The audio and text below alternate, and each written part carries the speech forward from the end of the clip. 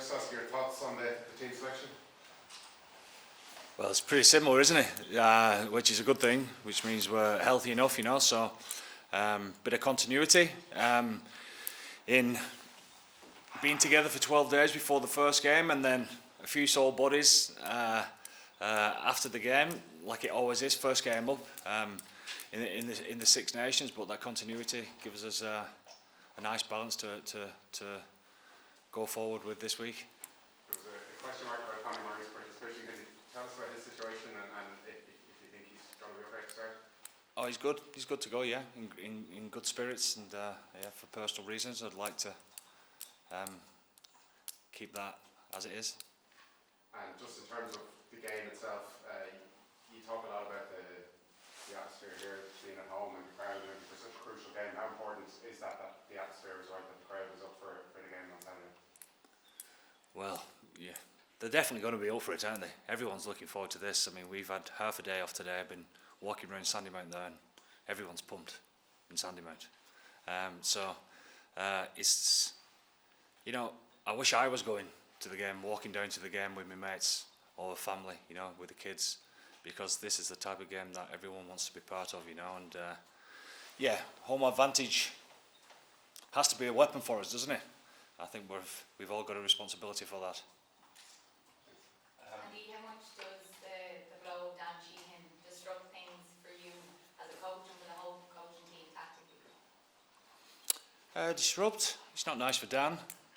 Obviously, he's a fantastic player at the top of his form, isn't he? You know, so anyone, I suppose, would miss a player in that type of form of what Dan's in at this moment in time. But at the same time, I sound like a broken record at this moment in time. You know, he's great. He's great in the sense that this is exactly what's going to happen down the track in the World Cup. You know, international rugby is only going to get bigger and better, and so therefore it's always going to be about the squad. When you get to the World Cup, you've a smaller squad. You know, there's a 12-day turnaround there, as far as, and rightly so, as far as concussions concerned, HIAs, etc. So you're always going to be numbers down, and you've got to be able to roll with the punches as far as that's concerned. So we're happy with how our squad is developing, pushing each other, competing against each other, and Rob has been always added to our performance. Let's put it that way, you know. So I also think that he can do a good job in this type of game for us as well. For the other injury blows, is there anyone that was close? I know Farrell was he nearly there? I know he had a calf issue and he's out on the pitch the last day. Was he close to maybe playing this weekend? No.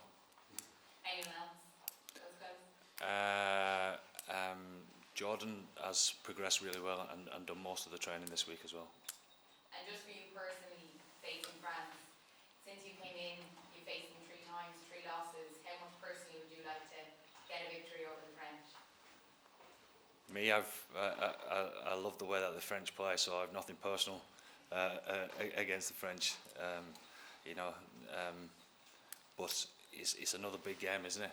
It's another big game that we're playing at home, and you know, there's extra spice out there because of what everyone knows. You know, 2 good teams going at it, but it's the second game of the Six Nations, and the other 3 after this one are going to be just as important.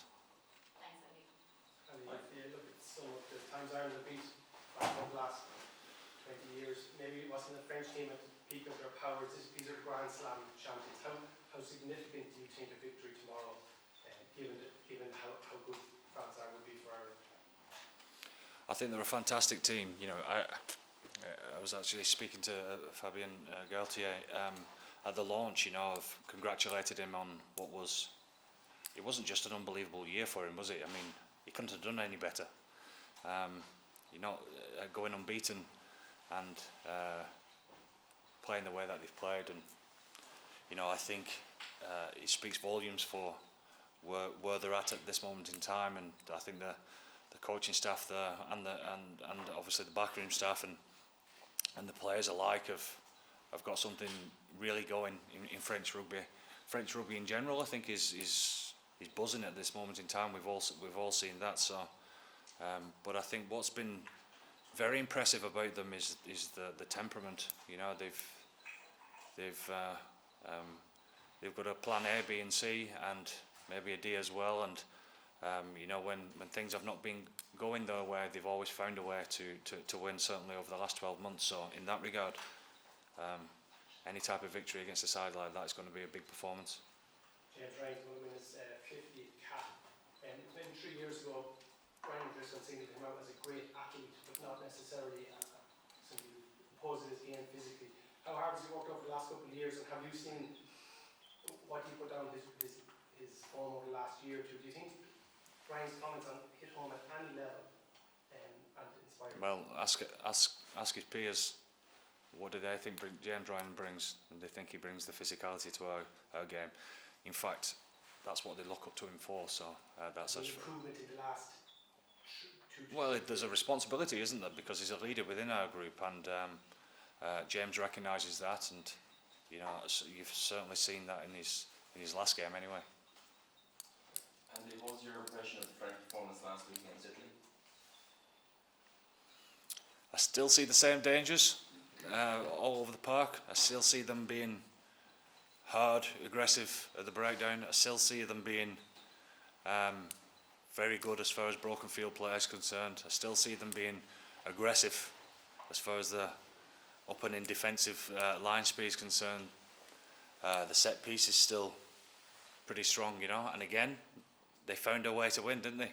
They found a way to win. So we know that after the first game, we expect ourselves to be better, and I'm sure that they will be as well. So we both know the magnitude of the game, so therefore I expect France to be at the best. One of the most impressive aspects of their game is that Sean Edwards came on board with their line speed. How do you counteract that tomorrow? We're playing our own game, making sure that we courageous enough to take our game towards them and ask them questions of their defence, and that's the only mindset that you can have, and that's got to be for an 80-minute performance, because to be able to break them down is pretty difficult, but we've got to believe that we can.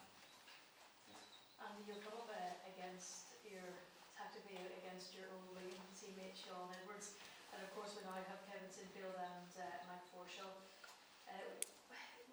Those team of coaches from a rugby elite background, what impact do you think all you guys have in coaching in rugby union?